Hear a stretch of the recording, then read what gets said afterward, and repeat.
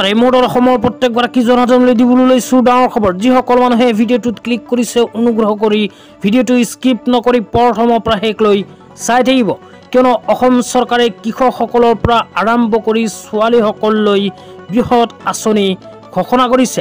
এইবোৰ আঁচনিৰ জৰিয়তে পোনপটীয়াকৈ 12ৰ পৰা 15,000কৈ টকা বেংক একাউণ্ট যোগে লাভ কৰিব পাৰে। তো কেনেকৈ লাভ কৰিব, কোনবোৰে লাভ কৰিব, কোনবোৰ আঁচনি বিস্তাৰিত জানিব বিচাৰিলে অনুগ্ৰহ কৰি ভিডিঅ'টো স্কিপ নকৰি প্ৰথমৰ পৰা শেষলৈ চাব, আৰু মোৰ চেনেলত নতুন হ'লে প্লিজ চেনেলটো ছাবস্ক্ৰাইব কৰি মোৰ লগত থাকিব। তো বলক ভিডিঅ'টো আৰম্ভ কৰি আঁচনিবোৰৰ বিষয়ে বিস্তাৰিত জানি লওক। তো আপোনালোকক প্ৰথমে জনাই আছোঁ, কৃষকসকলৰ বাবে চৰকাৰৰ ফালৰ পৰা ঘোষণা কৰা এখন বিশেষ আঁচনি। তো যিসকল কৃষকে খেতি বাতি কৰে সেইসকল কৃষকৰ বাবে এনেকুৱা এখন আপডেট আমাৰ হাতত আহি পৰিছে। ইয়াতে লিখা আছে, দেশৰ কৃষকসকলৰ কাষত সদায় বিজেপি চৰকাৰ। মাননীয় প্ৰধানমন্ত্ৰী শ্ৰীযুত নৰেন্দ্ৰ মোদী ডাঙৰীয়াৰ প্ৰয়াসত কেন্দ্ৰীয় চৰকাৰৰ প্ৰধানমন্ত্ৰী ফচল বীমা আঁচনিৰ অধীনত বহু কৃষকে লাভান্বিত হৈছে।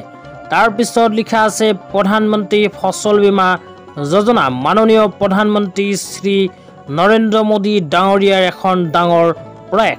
তো যিসকল কৃষকে খেতি বাতি কৰে সেইসকল কৃষকে প্ৰধানমন্ত্ৰী ফচল বীমা যোজনাত নিজৰ খেতিডৰাক অন্তৰ্ভুক্তি কৰাটো অত্যন্ত প্ৰয়োজনীয়, কিয়নো আপোনালোকে খেতি বাতি কৰাৰ পিছত যদি আপোনাৰ খেতিডৰা প্ৰাকৃতিক দুৰ্যোগ বা অন্য কোনো দুৰ্যোগৰ ফলত ক্ষয় ক্ষতি হয়, তেন্তে প্ৰধানমন্ত্ৰী ফচল বীমা যোজনাৰ অধীনত আপোনালোকে নিজৰ খেতিডৰাৰ ক্ষতিপূৰণ লাভ কৰিব। সেইকাৰণে প্ৰতিগৰাকী কৃষকে নিজৰ খেতিডৰাক প্ৰধানমন্ত্ৰী ফচল বীমা যোজনাত অন্তৰ্ভুক্ত কৰাটো অত্যন্ত প্ৰয়োজনীয়। তেতিয়া আপোনালোকক আজি দ্বিতীয়টো আঁচনিৰ বিষয়ে জনাবলৈ লৈছোঁ। অনুগ্ৰহ কৰি ভিডিঅ'টো স্কিপ নকৰি চাই থাকিব। তো অসম চৰকাৰে 2024-25 চনৰ বাজেট ঘোষণা কৰাৰ সময়ত ছোৱালীসকলৰ বাবে এখন বিশেষ আঁচনি ঘোষণা কৰিছে। আঁচনিখনৰ নাম হ'ল মুখ্যমন্ত্ৰী নিযুত মইনা আঁচনি। মুখ্যমন্ত্ৰী নিযুত মইনা আঁচনিৰ বাবে 240 কোটি টকা অসম চৰকাৰে 2024-25 চনৰ বাজেটত ধাৰ্য কৰিছে।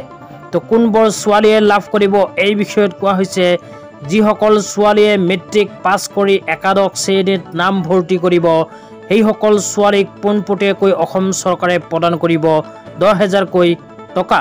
লগতে যিসকল ছোৱালীয়ে HS পৰীক্ষা দি পাছ কৰি গ্ৰেজুৱেশ্যনত নাম লগাব সেইসকল ছোৱালীক অসম চৰকাৰে 12,500কৈ টকা প্ৰদান কৰিব। ইয়াৰ উপৰিও যিসকল ছোৱালীয়ে গ্ৰেজুৱেশ্যন কমপ্লিট কৰি পষ্ট গ্ৰেজুৱেশ্যনত নাম লগাব সেইসকল ছোৱালীক অসম চৰকাৰে মুখ্যমন্ত্ৰী নিযুত মইনা আঁচনিৰ জৰিয়তে পোনপটীয়াকৈ 15,000কৈ টকা প্ৰদান কৰিব। তো আপোনালোকৰ ঘৰত যদি কলেজত পঢ়া ছাত্ৰী আছে তেন্তে এইটো ভিডিঅ'ৰ কমেণ্ট বক্সত কমেণ্ট কৰি জনাই দিব। তো আজি ইমানেই, ধন্যবাদ।